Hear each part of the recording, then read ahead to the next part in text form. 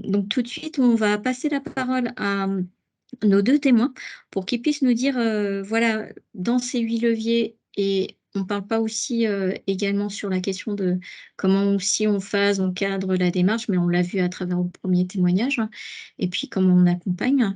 Mais en tout cas, parmi ces 8 leviers et dans la manière dont vous avez travaillé à accompagner, le développement de vos démarches, qu'est-ce que vous souhaiteriez partager qui vous semble remarquable? Et est-ce que vous pourriez nous parler de, parmi ces 8 leviers, de 2 leviers qui vous semblent intéressants et que vous souhaiteriez, partager, avec nous? Voilà.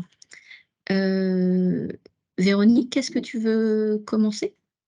Oui, donc en fait, moi, ce que je retiens, énormément, de ce projet, c'est, le cadrage d'une démarche, à 2 partenaires, totalement, différents, avec une implication des 2 partenaires dans le pilotage, de la démarche et dans la mise en œuvre. C'est-à-dire, on réunissait à la fois des élus associatifs et des élus politiques qui devaient, décider et valider, les propositions que voilà, les techniciens nous enfin on était 2 faisions. Et puis, aussi, en fait, le cadrage, il était très précis.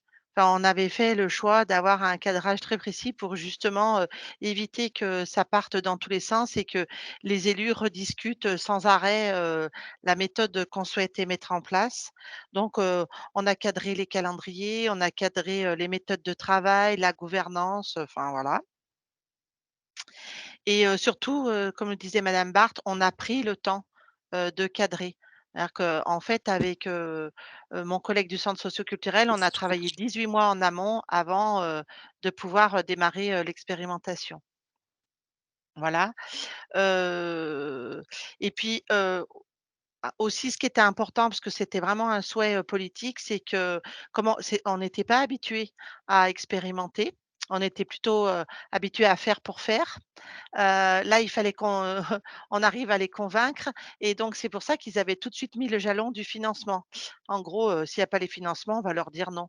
Mais comme en fait on était un peu tenace, et ben, on a aussi travaillé, 18 pratiquement pendant 1 an pour chercher des financements et pour les obtenir, avant de pouvoir, démarrer. Voilà, et donc dans les leviers, j'en ai choisi 2 parmi tout cela, ceux que j'ai trouvés qui, avaient été, le plus important, dans la démarche qu'on proposait. C'est que comme c'était pas une habitude de travailler, sur de l'expérimentation, on leur a tout de suite dit aux élus et à nos décideurs qu'on avait le droit de se tromper et qu'en fait, peut-être on allait expérimenter pendant 2 ans et qu'au bout de 2 ans ou avant, on allait se dire: «On s'est complètement planté, c'est pas ce qu'il fallait faire, mais ça fait rien», et qu'on avait le droit, de se tromper. Voilà, donc et on leur a fait valider, en fait, ce droit à l'erreur. Hein, ils ont voté à main levée pour dire: «On est OK, on accepte de pouvoir, se tromper».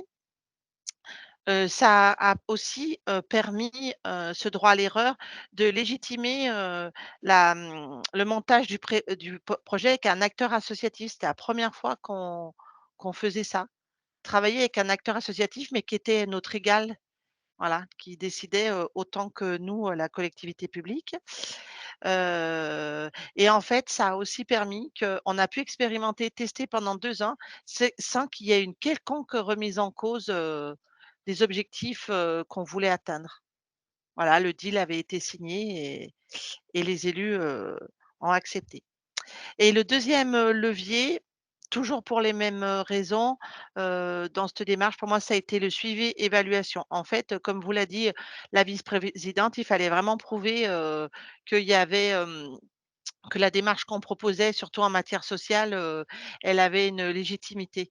Donc le fait de faire un suivi évaluation assez resserré, c'est-à-dire qu'on revenait vers notre groupe de travail, politique, tous les trimestres et on revenait devant les instances de l'agglo, qui sont quand même, des grosses instances qui se réunissent, toutes les 5 semaines. On revenait tous les semestres pour présenter, l'évolution, de l'expérimentation. Du coup, ça a permis, mais on rentrait vraiment dans les détails. On avait un outil, d'évaluation qu'on avait monté, enfin, c'est Aurore, qui l'avait monté et on rentrait vraiment vers les détails, voilà, on a rencontré tant de personnes, voilà ce qu'elles nous demandent, voilà ce qu'elles nous disent, voilà comment on fait connaître, le service, voilà ce qui marche, voilà ce qui marche pas. On a aussi beaucoup, évalué sur le volet qualitatif parce que les élus, enfin nos élus en tous les cas, étaient beaucoup, habitués à du quantitatif. Mais en fait, le social et le quantitatif, ça marche pas toujours ensemble. Donc nous, on a beaucoup, évalué le volet qualitatif, c'est-à-dire, qu'est-ce que ça a changé dans la vie des gens? Est-ce que ça a permis d'éviter des ruptures de parcours? Est-ce qu'on a eu moins de recours aux non-droits? Enfin voilà. Et du coup, ça a aussi permis cette évaluation de montrer, aux décideurs que, il y avait une plus-value sociale à faire d'itinérance et à aller vers, les publics.